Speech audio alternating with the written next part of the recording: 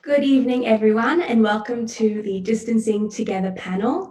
My name is Charlotte Eizenberg, and I am your host for this evening. If you don't know me already, I previously have history with AZYC and the youth movements through Hineni, and I'm currently a participant in the Susan Wakehill Fellowship, which is a wonderful Q&Aujs program. So I'm delighted to be uniting these two organizations for such an important cause. We're going to go ahead and introduce our panelists for this evening. So first we have Vicki Gordon from the Australian Jewish Psychologists. Welcome, Vicki. Hi. We have Dan Reid from the Reach Foundation, and we have Mimi Zilka from JewishCare New South Wales. Welcome, everyone. It's nice to have you here. Thank you. So we're going to go straight into it and start off with our first question. So the first question is, do you have tips on how to disconnect from screens and social media when they are the only ways we have to study, work, and stay socially connected during this time? Dan, do you want to go first? Sure. So some tips for that. I think that my answer to that is kind of in the question, and it's just that exactly disconnecting is the key. We know already, like, that staring at our screens back when things were, normal, that was already doing enough to our eyes and to our brains.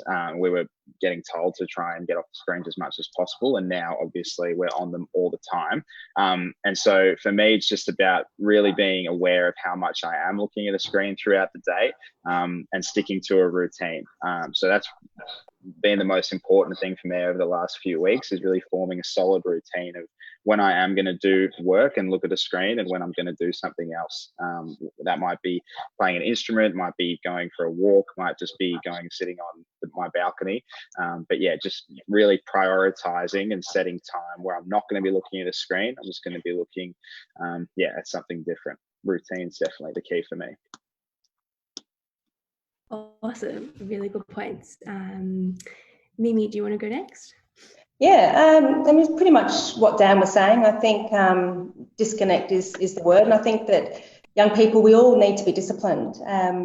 Particularly young people, I think, because for them, or for you guys, you don't really know of life before screens, and it can be really sort of time-consuming and take over our lives, and particularly when you're using your screens for so much of your life, whether it's studying or whether it's socially connecting with others.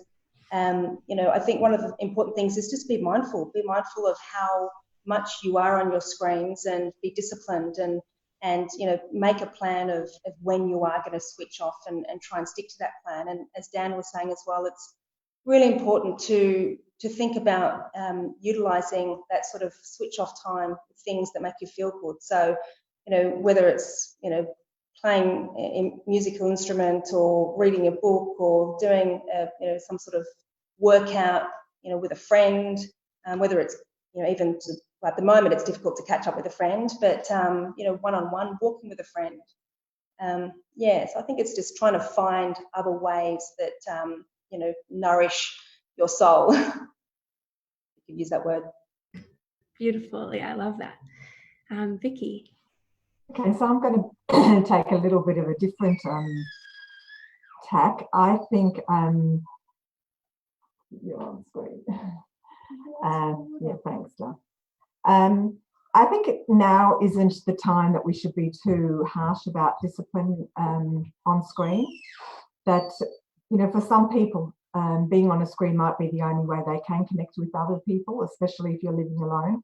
So I think if you do find you're on screen a lot between your work and your social and your connection to others, don't beat yourself up about it.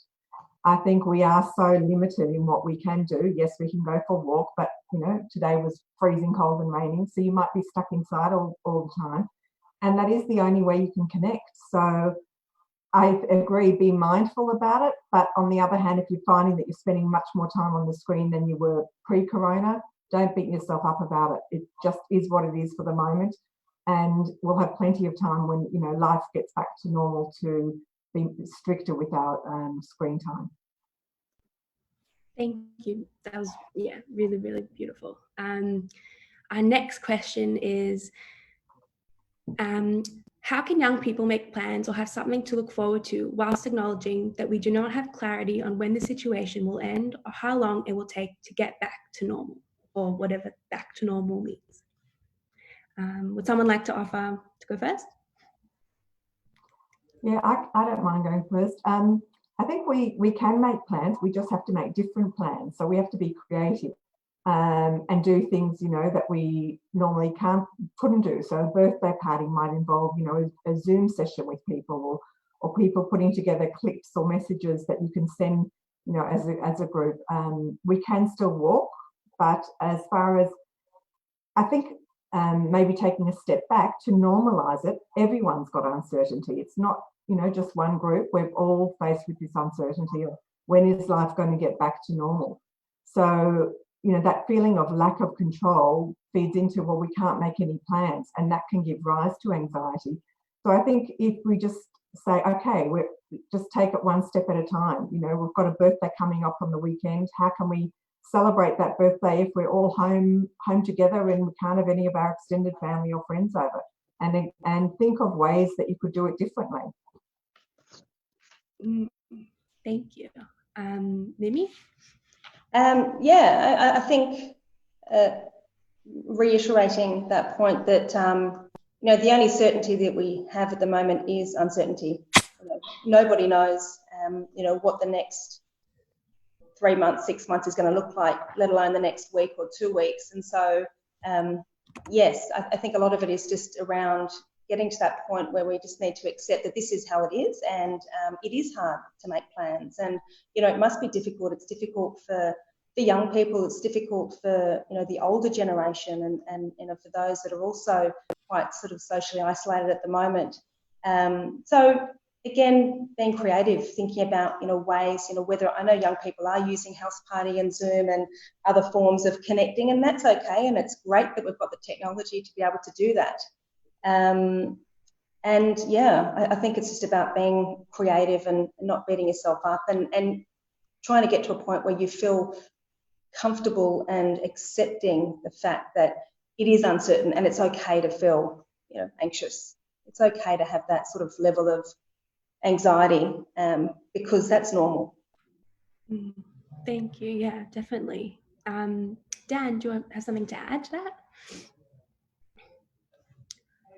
Dan, you are on mute right now. I'm the first one to do it. Wow. Yeah, I think it's absolutely fine to make plans and have, you know, hopes and dreams of what you want to be doing later. Like for me personally, I've definitely used this opportunity to slow down and actually have a few, you know, a lot of minutes to think about what I do want to be doing in the next couple of years and months. And for some people that might actually make the anxieties worse to think about that stuff. But I think that if that is something that you're able to do, then you should go ahead and do it. I think it's just about not putting pressure or expectation on when that's going to happen. And for me, I found that quite challenging, because I'm someone who, once I know what I want to do, I really want to go after it really hard. And I've just had to accept that, you know, for the next however long, I'm just going to have to slow down and use this time to plan rather than to act. So yeah, I think it's great to have those hopes and dreams. Thank you. Our next question, definitely I resonate with a lot. A lot of young people are really struggling with not having separation between work and study, or being at home, relaxing, and doing other things. What can we do to create that separation between our work time and our non-work time during this lockdown? Dan, can I throw it back to you? Yeah, absolutely. So again, I already harped on a little bit about this, but for me, the big thing is routine, and not just routine with the time, you know, getting up at a time that you would in a normal working or school week, but also having a bit of routine about your house. And some people might not be, privileged enough to be able to separate that space. But if you do have that ability to make one area of your room or your house kind of where you do your work and stuff, I think that'd help people have those boundaries, so that when you're in that zone and in that time, then you're doing those things, you're doing your work, whatever it is, your school work or whatever. And when you want to take a break, or where you want to have lunch or step out, have dinner, talk to friends, you go to somewhere else in the house. And yeah, I know for me, even that physical distance and barriers can help me a lot. But yeah, like to reiterate what Vicki said earlier, it's great to have plans to do that, but yeah, I don't think people need to put insane pressure on themselves to follow a really, really strict routine. For me, it's just about having an idea of what boundaries I do want to have, especially with sleep, because I think that when you slip into that holiday mode because you're at home all the time and start getting up really late and then going to bed a bit later, like that's always going to kind of mess you up. Definitely. I was chatting with my sister today about making sure I'm not studying in bed and making sure that that's strictly sleep time.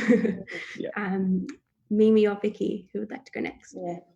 I think as Dan was saying, it is, ideally if at home, young people, if you have a separate place that you can devote to, to studying or to working, does make it easy, but that's not easy in itself. I know a lot of people do struggle with having to a space that they can create just for that. So it is hard, and I think one of the things that can make it a bit easier is, like Dan was saying, having a routine. So sticking and trying to sort of stick by that routine of what time you're going to get up and what time you're going to sort of click on, breaking up the day as well, by going for a walk at lunchtime or doing something like that, and having rituals throughout the day. So, I mean, it might be, I know for me, part of my, an important ritual that does get me through the day is when I get up, I do half an hour of yoga. And, I know when I don't have time to do that, or if I miss it, I really feel it. And, for others, it might be at the end of the day, taking a bath or going and cooking something special, or, getting on a phone call with a best friend or something like that. But I think it's nice just to have, certain rituals in the day. And again, like Dan was saying, making sure that you do get enough sleep. Sleep is really, really, really important. Yeah. Thank you. Yeah, definitely very important. Vicki? Well, just to reiterate both the routines and the rituals, and just because you're at home, don't skip over them. So, if you've got an office meeting on Zoom, then get dressed up for it and feel like you are in that work zone. I know we're all going to be, shocked when we have to put on proper clothes again and restricted waistbands, but still, if we can just put on our work clothes, when we are meeting up at the office, and also not to just sit at your desk endlessly thinking, oh, I'll just finish all this work and then I can have the rest of the day off. To have that morning tea break, your proper lunchtime. So, Dan was pointing out boundaries. So boundaries of time are also important, not just to, fall into that you've been sitting at your desk for 6 hours straight and, and then you feel really burnt out at the end of the day and can't move off the couch all night. So, yeah, try and sort of stimulate your work environment as best you can in your home space. That's probably what I would say, yeah. Yeah.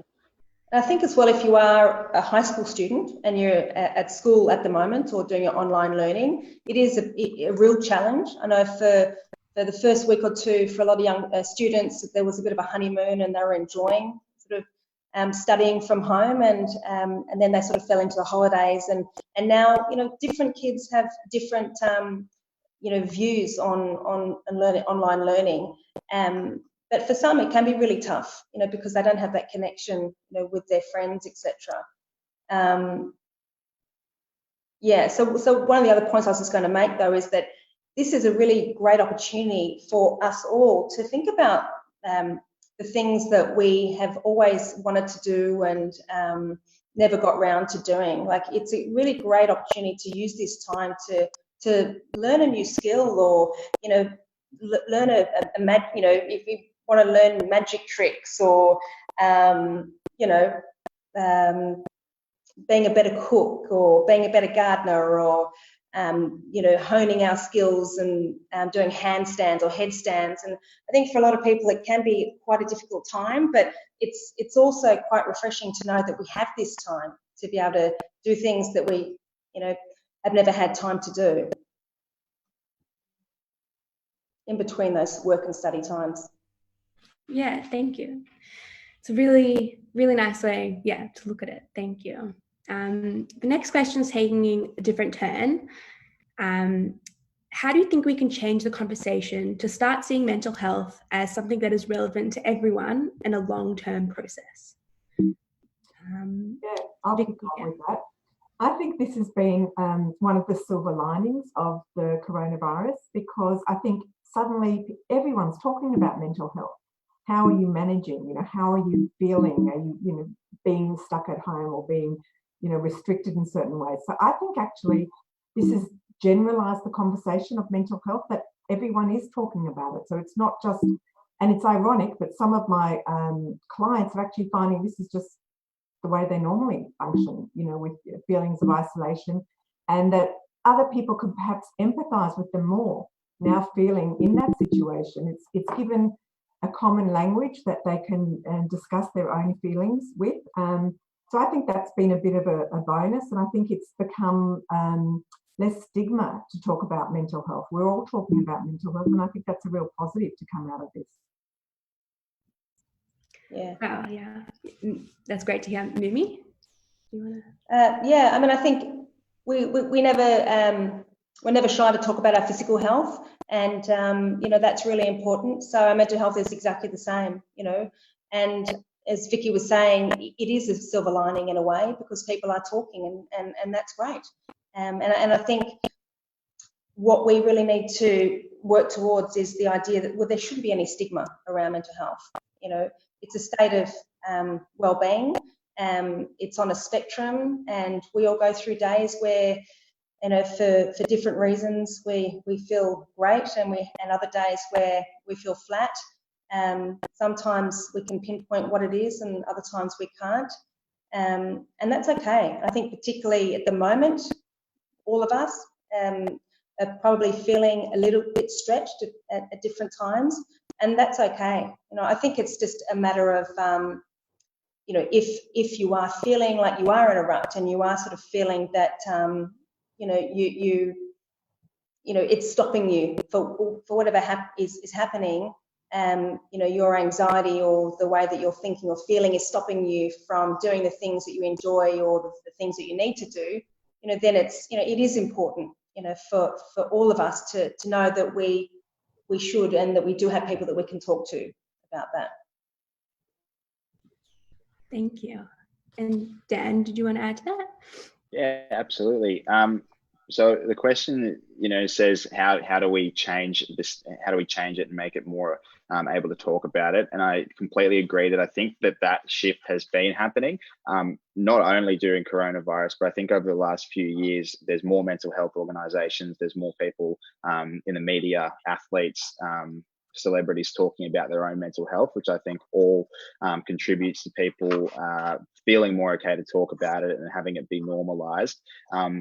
Specific to the coronavirus time, I think what I want to see a bit more of is people feeling okay to say when they are having those rut days. Because I think at the moment, everybody really wants to put out that they are using this time and making the most of it, that they're learning a new skill, or, they're taking the time to plan for the future or whatever. But people aren't necessarily putting their hand up and saying, yeah, today I really, really struggled and I feel really anxious. And I'm sure there are people doing that, but I think that the more people put their hand up and just talk about it, it's going to be normalized. And that was my experience of it. And I've had challenges with mental health, and it takes people to be courageous and show other people that it's okay to talk about it. Thank you. Yeah, that's just an unbelievably essential thing, especially for all of our viewers, our audience. Really, really important. Thank you. Moving on to our next question. So, what can we do to get the space we need to take care of our mental health whilst we are spending a lot more time indoors in close proximity to other people we live with?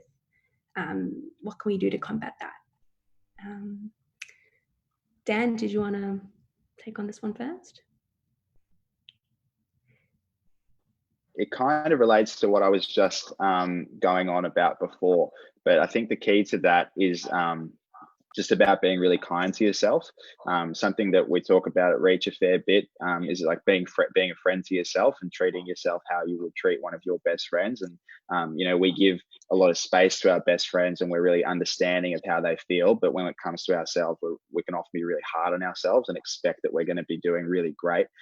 So yeah, I think just leaving room for yourself to have those times where you don't want to talk to people and have times where you just want to shut yourself off.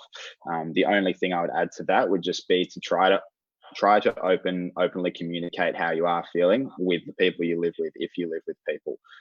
That's what we've been doing in my household, is just kind of saying, yeah, like today is one of the days where I'm struggling, and then, you know, we talk about if there is something that they can do to kind of make that easier for me or me for them, then yeah, I'm really lucky to have a household that has really open communication. So I would definitely suggest that. Thanks. Mimi? Yeah, I was just going to say that we're not used to spending so much time with our families or our flatmates if we're older people and we've moved out of home. And, you know, it can be a fantastic opportunity, you know, if we have great relationships with our siblings and our parents. Even if we do have great relationships, it can be frustrating, you know, because, you know, we're easily in situations where we're pushing each other's buttons. And, you know, if our parents are stressed, or if our flatmates or siblings, you know, we can't help but it affect us. So it is really important that we can try and find ways, you know, to get that space. And, you know, we can try physically getting that space, you know, if we can, by getting out and going for a walk or going for a bike ride or going to the shops even to pick up a few groceries. It can be a bit of respite as well. Meeting up with a friend for a walk can be good. But yeah, I think if we can't always physically remove ourselves, it's also a good opportunity, you know, to try and do what you can on your own, and whether that is some yoga or mindfulness, you know, any sort of breathing activity, anything that can help us to ground ourselves and, you know, bring any sort of sense of anxiety and imbalance back to ourselves. So, I mean, often throughout the day, I'll sort of take a step back and I'm present, but I'm not present. And I just spend a minute or two breathing. That's all I do. Sometimes that can be all we need to calm ourselves down and not bite at, you know, our brother or sister or parents, you know, for angering us or frustrating us. Thank you. Over to Vicki. So I'll just, oh, that looks good.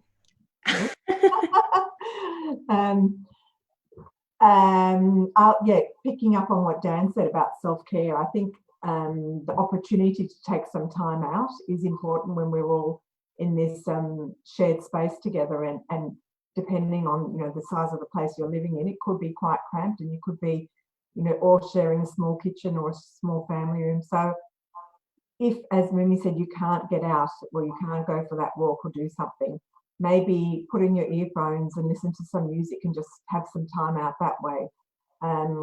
Have a bath, you know, if you're feeling tense in your body, have a bath or a hot shower, or just find some ways to sort of have time out, even if physically you're in a confined space. And I think, you know, what Dan said is important. What would you recommend to a friend, you know, who is in that situation? Well, then reflect back and say, well, this could be good for me too. Maybe I'm the one, maybe I should be doing this now. And that's a good way to think about it. Definitely. Thank you. Yeah, talking to ourselves like our friends, being kind to ourselves, super, really important. Our next question is, what are some useful techniques to control our thoughts and not overthink at a time when there is so much alone time to sit and think? How do we combat that? Oh gosh, it's hard, isn't it? You're talking to someone who overthinks everything. Well, first of all, I think that our thoughts can get out of control with the amount of news that we're exposed to. You know, we've got this 24/7 news telling us updates on how many people are dead and how many people are sick, and you know that's really confronting. And if you go down that path to start thinking a lot about it, you know, you'll never fall asleep at night. So it is a matter of, again, coming back to the present, as Mimi was saying, you know, simple breathing exercise. If you're somebody that finds it really hard to sit and do a meditation or even a breathing for a couple of minutes, and I'm one of those people, I'd recommend an app, because an app, just say, okay, for 5 minutes, I'm going to put on this app, and there's lots of apps out there. There's Smiling Mind, Headspace, there's heaps of them. So you can really find an app that you can talk to, you know, that you resonate with, whether you want a woman talking or man talking, an English accent, you know, you could, it's really tailor make it to yourself, something that you can do, so that if you need to just clear your head, but you can't clear it completely, because I think that's really challenging in these times, because to say just go blank, you know, have an empty mind, that's really, really difficult at the best of times, let alone now in this crisis. So just, okay, for 5 minutes, I'm going to turn off the TV and the radio. I'm not listening to anything, and I'm going to, you know, click on Headspace for today. And just that 5 minutes can get you back grounded into the present moment, and sort of like a clearing of your headspace, and, you know, a washing machine, and you come out refreshed. Thank you. Yeah. Mimi, would you like to go next? Yeah, I think, as Vicki was saying as well, I mean, there's a whole range of techniques, and it depends on what you like to do and what works for you. It might be a combination of different things. I like to exercise. I like to do something every day. You know, I think, you know, again, whether it's yoga or whether it's just going for a walk or a run, I find that really good for my mind. It just allows me to sort of, again, regulate my breath, you know, and when I can regulate my breath, it forces me to slow, it forces my mind to slow down. And, you know, if I can focus on my breathing, whether it's during exercise or whether it's, you know, while I'm doing yoga, it does really, you know, in the short term, but also the medium term, it does help to create, you know, a greater sense of calm to everything that you do. I think the other thing that we haven't really mentioned here as well, we did touch on sleep. I mean, sleep is really, really important, and I know that a lot of young people underestimate the importance of sleep, but it is a time when we give our, you know, not only our body but our mind an opportunity to rest and recuperate and regenerate. And if we don't have enough sleep every day, it can, you know, contribute to feeling, you know, quite poor mentally. And along with that, eating well, you know, and having a balanced diet, and, you know, not necessarily going overboard and you know, having anxieties about, you know, what I can and can't eat, but, you know, generally sort of just being mindful of what, you know, what you put in your body can help to fuel a more positive mind. Yeah. Thank you, Mimi. And over to Dan. I'm really bad at this, aren't I? The only two things I would add on to that is to try to become aware of when you are catastrophizing things, so that you don't just spiral and go, you know, oh, well, what if we're in it for this long, and what if I don't get to do this and this and this, and to just catch yourself out when you do get into that kind of that spiral, so that you can pull yourself back and go, hang on a minute, no one has any idea when this is going to be over. We're all in this together. I think that'd be the first point I'd add on to. And the other one, just being to, open up about it. If you are having a lot of days when you are in a really negative mindset, or even if you're just, you know, feeling a little bit nervous or anxious about what's happening, you're definitely not the only person who's feeling that. I think the majority of people have got a real sense of that at the moment. And so opening up to whoever you can, I think always helps. And whether that be someone you live with, or maybe you don't want to open up to the people you live with, I think, reaching out to somebody that you trust digitally, or there's definitely heaps of professional services, which I'm sure will touch on later that you can access to, get that kind of space to open up. Thank you, Dan. Thank you all. We're going to move on to some really, really great viewer questions. So we're going to start off with a question from Itai. So Itai's asked, when this is over, how do I reacclimatize to constantly being busy and stressed and in social situations after 2 months of isolation? So going from that juxtaposition. Vicki, would you like to start us off? Yeah, I guess it's, none of us really know. I think the transition period will be gradual. It won't be like, we're going to go to the Royal Melbourne show next week with crowds of people. So I think it will be staged, our re-entry into society, if you want to call it that. But I think things might change as well. We shouldn't assume that things will be the same as before. Perhaps, you're finding that you can be just as efficient in your workplace, whether you're at home or actually going into the office, and work environments might change. And so I don't think we should, I don't think you need to worry about it. I think it will be a gradual, just as we sort of went into it gradually, it will be a gradual re-entry. Although I must say, yesterday I was out for a walk and saw the St Kilda market, a farmer's market, and there was so many people there, and it was like just a shock to me. I thought, oh my gosh, look how many people, let's go down the next street, we're not walking in there. And so it is, you don't even realize that you've absorbed what your new normal is. We've all readjusted to this new normal of not seeing many people, or having 1 or 2 people in a shop at the time, when you do have to go out. So it definitely will be a readjustment, but I think it will be staged. So we should, and just go step by step so you don't get overwhelmed, I would recommend. Thank you. That's a very comforting insight. Dan, do you want to take it away? I agree with a lot of what Vicki just said. I think just remembering that we're all in it together is the main thing. And when you are, walking around a crowd of people, or you're back at school or work or whatever it may be, that you're not the only person who's going, oh, this feels really weird. And I think the more that we acknowledge that transition is weird, the same way that acknowledging the transition into this, I think that'll make it easier on everyone, just acknowledging it. Thank you. And Mimi? I'd agree with both Dan and Vicki. Great. Thank you. So we're going to move on to the next question from Gabby. Many people refuse to acknowledge that they may be struggling with their mental health because their mental health isn't bad, as bad as others they may know, or their perceptions of what negative mental health looks like. How can we better raise awareness of the difference and severities between various mental health issues, and how important or not important is labeling mental health issues? Vicki, do you want to take this one away as well? It's a big one. I mean, I think can you just repeat the first bit of it? Because I was thinking down the second. I got distracted. Absolutely.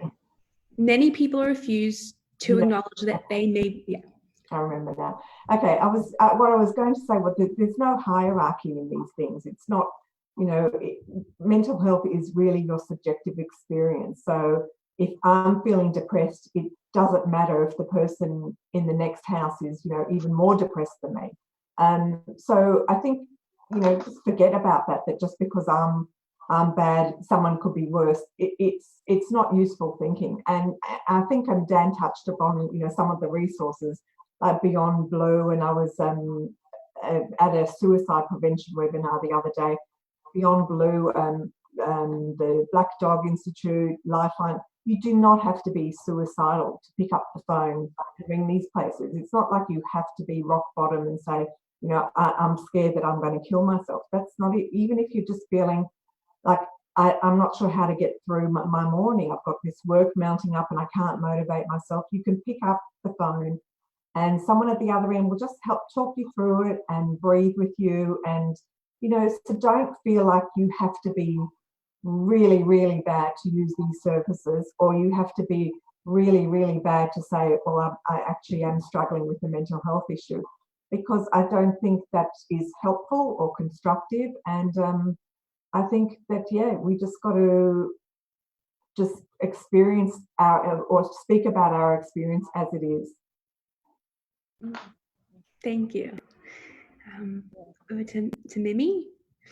Yeah, I was just going to say that I think it's healthy to look at, you know, the whole concept of mental health as a spectrum. So, you know, you might be feeling low or feeling a bit down or feeling a little bit lethargic, you know, all the way to the other end of the spectrum where, you know, as a result of your mental health and, you know, your thought patterns, you know, it affects your ability to function with daily tasks and activities that you normally would be able to function with. So I think, you know, for anyone, it's important, you know, as a friend and or as a colleague, or, you know, anyone that we come across, you know, if we are concerned for them and, you know, we're concerned that they may be neglecting, you know, the mental health or not sort of necessarily sharing or disclosing how they're feeling for different reasons, that it's part of all of our, you know, role and responsibility to check in and say, are you okay? And I've noticed that, you know, you haven't been calling as much as you have been, or I've noticed that you are a little bit more anxious than you are, or you seem to be worrying quite a bit about this particular thing. Is everything okay? And, you know, again, as Vicki was saying, there are so many amazing resources out there. You know, whether it's professionals that, you know, that we can encourage people to connect with, whether it's Headspace or Beyond Blue or Black Dog or JewishCare or Reach Out. There's so many different avenues and organisations to get support, but also just by talking to a friend, you know. So yeah, I think in regards to mental health and the idea of, I can't remember if there was something in that question about education, was there, or what it was? I can't remember. Yeah. Not education, just looking at kind of what you were talking about, that spectrum about and understanding, I guess, that any type of mental health is valid, whatever part of the spectrum it's on. I think it's healthy to see it as a positive thing. You know, I think historically mental health has really, they've focused a lot on mental illness as it being an illness and something that's negative and that's wrong. Whereas I think it's a lot healthier for everybody if we just see it as a part of, you know, as we, you know, do things to maintain our physical health, we need to do things to maintain our mental health. And, you know, when our knees are sore or our back is sore, we go to the physio or the chiro or whatever it is. And, you know, if our minds are a bit fragile and, you know, sort of feeling, you know, not the way they normally feel, I think it's perfectly okay and reasonable and important that, you know, we all use that opportunity and sort of say, okay, I'm not feeling great. I think I should talk to someone. You know, there's a lot of support, a lot of strategies. It is a spectrum. You know, we all go up and we go down. And, you know, if we don't acknowledge it, if we don't identify it, it can, you know, it can get worse. So I think it's trying to normalize it. Thank you. Yeah, some really important points. Yeah. Dan, would you like to finish up that question? Sure. So yeah, as a facilitator at Reid, it's something that we that I see all the time is people don't want to speak up because they think, oh, that person's got it so much worse than I do, or that person's, yeah, their life is so much harder than me. There's no point in me talking. Yeah, and what we try and do is really break that pattern in a group, because that's not useful for anybody. And I don't think anyone who's got problems has ever heard someone else speak honestly and then thought to themselves, oh, you have no idea how hard I've got it. You know, we all experience sadness, we all experience nervousness, you know, all of our emotions, we all experience them. Sure, sometimes at varying degrees, but I think that we can all understand how one another are feeling. And just like what I spoke about in terms of my experience of having issues with mental health, it's the same type of thing. When people stand up and say how they're feeling, it's going to make it okay for other people to be able to do the same thing. And you don't have to, like Vicki said, be on the brink of suicide to speak. You can just say, I'm having a bad day. I don't feel that happy today. Yeah, and get some support for that. That's totally fine. Thank you very much for that. Our next question is from Joey. So Joey's asked, a number of medical professionals seem to be suggesting that the outcome of coronavirus, of restrictions, of isolation, is that it will change the very nature of how we socialize and interact as a society. Many feel that our society is built on social interaction. These changes will undoubtedly change the way we behave psychologically. What do we see as an outcome of these changes? It's a long question. I hope that was clear. I can mute it again. But would someone like to take it on first? Seems like when I listen to that, what comes to me is this fear. It's like they're sort of trying to create this sort of fear of, a whole new world that's coming to us. But, things will resume back to the, how they were. It may take some time.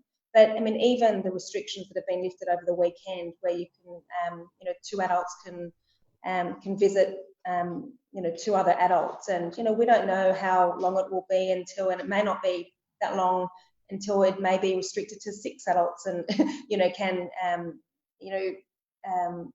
get together and socially engage with each other. So yeah, I mean, unless I'm missing something here, I can't seem to see how the way we socialise is going to be different, in the longer term.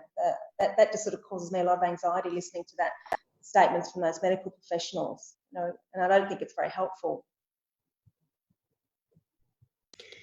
Thank you. Yeah.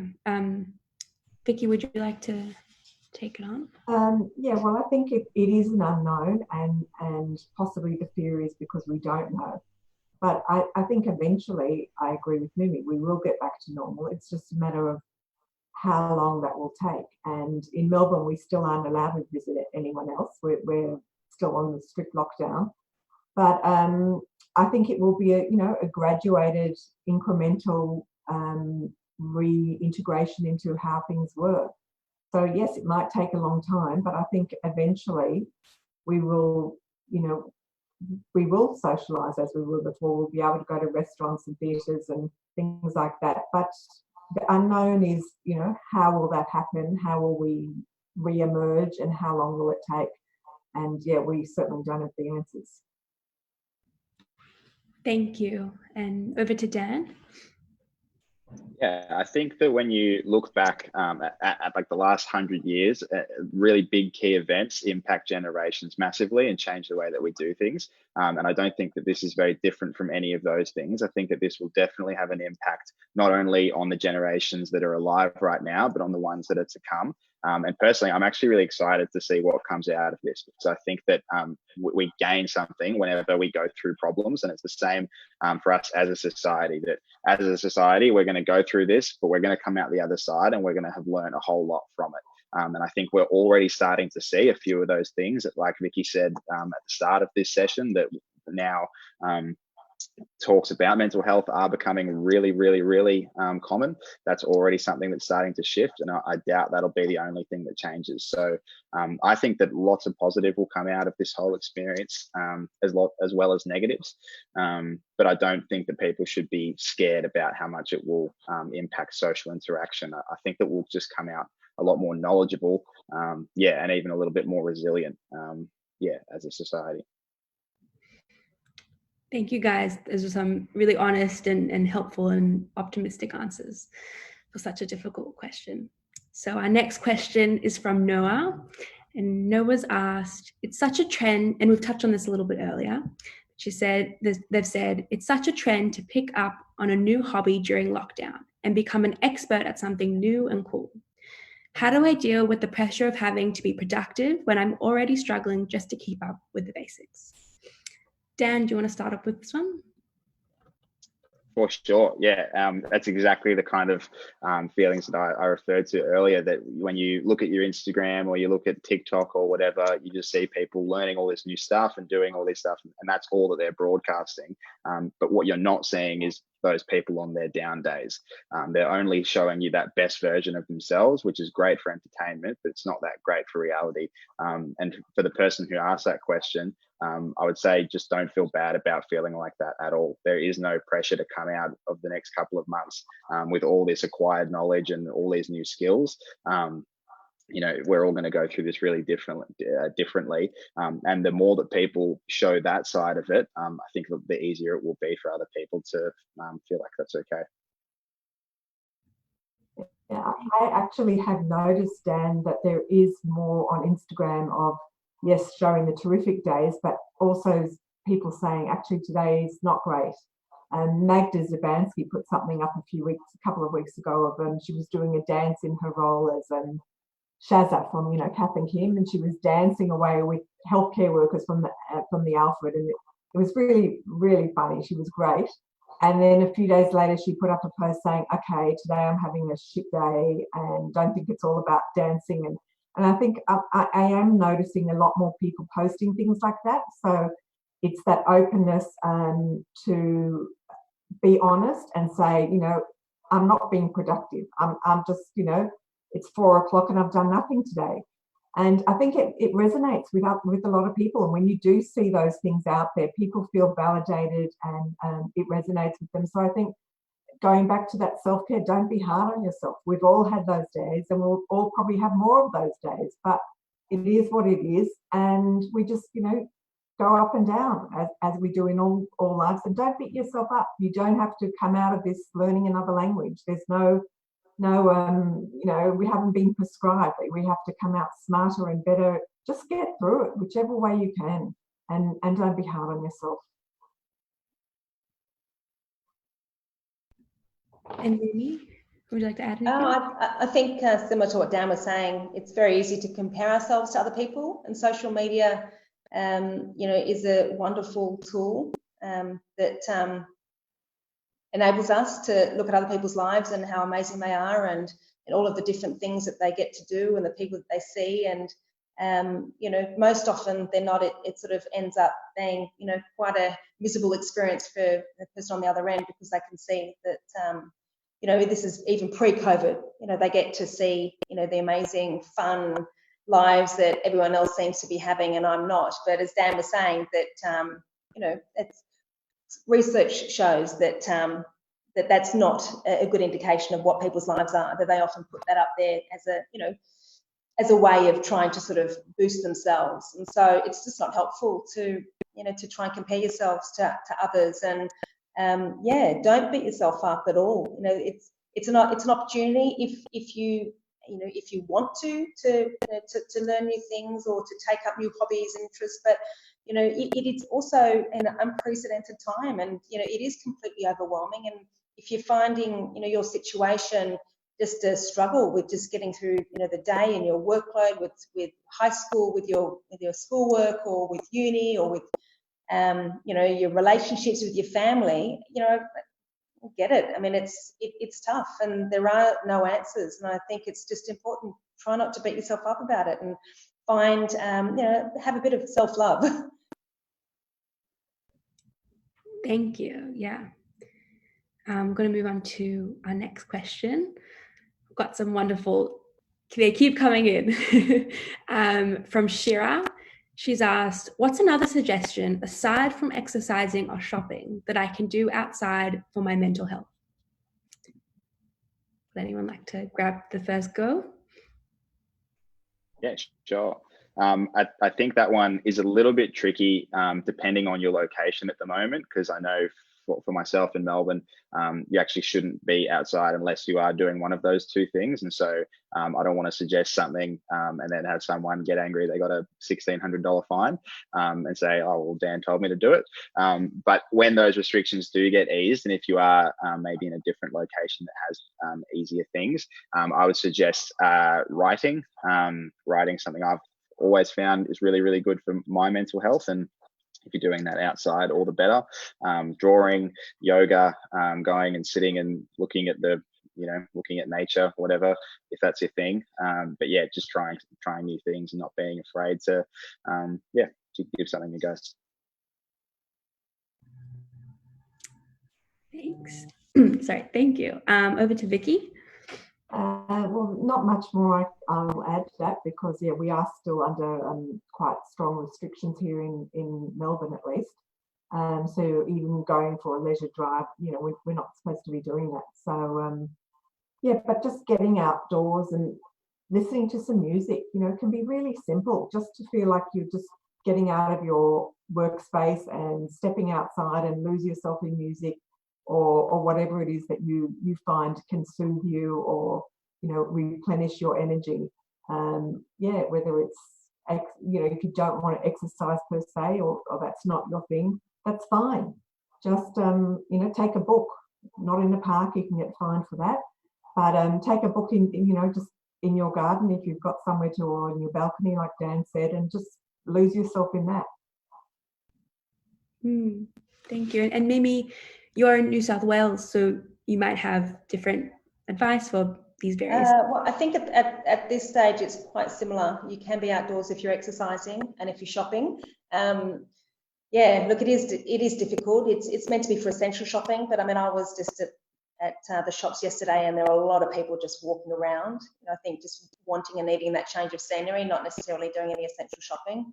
You know, I was at the park today doing exercise, but the police actually turned up, and they went around. There were a couple of people who were just sitting down or there was one woman on her own just sitting down in a massive expanse, and she was asked to move on. And then I saw her 10 minutes later just walking slowly around the park. So she wasn't exercising, you know, but she was doing what she was doing, probably sitting down.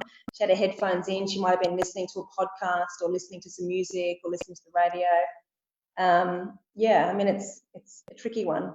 Maybe Dan was saying, you know, picking flowers or something you can do outside, but it is hard if you don't have your own outdoor space at home. Thank you guys for that. It's a tricky one. We're going to move on to our last question of the evening. So this one is from Jordan, and Jordan said, loneliness is a feeling stands out amongst the drives for basic needs as one where it's stigmatized to admit to, unlike hunger or thirst, for example. How does a society that looks down on the admission of loneliness address problems in a population that is now isolated from all of their family and friends? Okay, that's a big one. Well, I think it goes back to what we said about mental health. Now, absolutely everyone is being isolated. So we've all got that in common. So I think that is a chance to say, you know, I feel lonely, and not be looked at, you know, with any sort of stigmatism. Like, to an extent, we're all in the same boat together, and we're all going through that same experience. The other thing I would say, I liked what you called this evening, distancing together, because it's, yes, we're distanced from each other physically, and we're on Zoom because we can't be in, you know, the same room together, but we're actually we're here together. We are here as a group. So I think those connections, and I know the government has been saying social distancing, but I like to think of it more like physical distancing, and actually socially we're connecting. So yes, we're physically separated, but I think in a way we've got opportunities now to connect with other people and to be social in ways that maybe we didn't before. So if you're living at home and alone, it's, you know, you can connect with any class you want, you know, for exercise online. You can text people. Everyone's in the same boat. It's not like you're different, you're out of step with other people. In fact, we're all in this together. And yes, we are distant, but to remember that connection's important.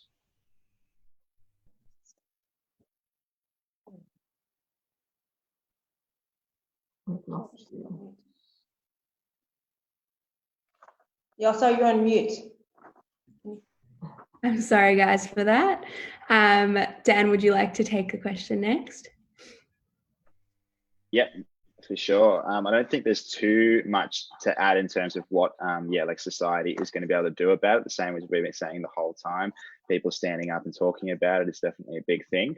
The only thing I would add is that I think becoming comfortable being on your own is something that I think people learn to do really late in their lives. And yeah, I think this is a really good opportunity for people to practice being on their own. And if you are feeling lonely, to recognize that is okay. And yeah, learning to be really comfortable with yourself, I think, is a really, really good skill. And the earlier you learn to be comfortable with yourself, I think the more valuable, it's going to be for you. But of course, you know, we crave social connection, and so you can't do that forever. But I just think it's a good, I just think it's a good way to practice that we've been forced into. But yeah, talking about it is the key. Thank you, Dan, and over to Mimi. I think it's really important just to look after ourselves and to be kind to ourselves, and you know, to acknowledge that, you know, it is hard, you know, things are not as they were, and things may look differently, you know, in another month's time. It's not forever. We are social beings, so it is really difficult, you know, to be isolated. We're all different though as well, and I think for some people they actually quite enjoy, you know, this time, because it gives them an excuse to be on their own, and for others it's, you know, completely debilitating.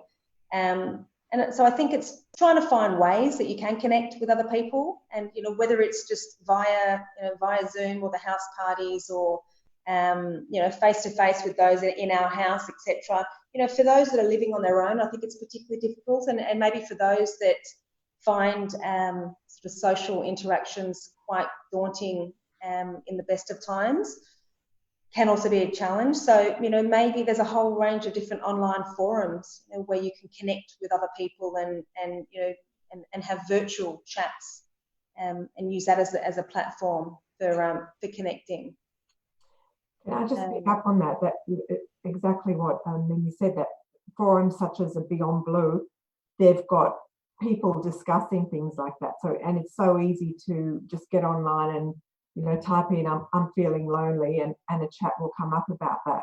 And they're, you know, got very supportive communities. So if you feel like you can't pick up that phone, or you find it too daunting, just go online, and there's a lot of support groups around this, and a lot of people, you know, experiencing those feelings of loneliness, of feeling down, of feeling confined. You know, it's sometimes useful when you realize, oh, I'm not the only one going through this experience, but you know, there's other people like me, and there are people on those chats, not necessarily professionals, who will come up with an idea that you think, oh yeah, I could actually do that, or you know, you feel that connection. And so it's really worthwhile to look at some of those support groups.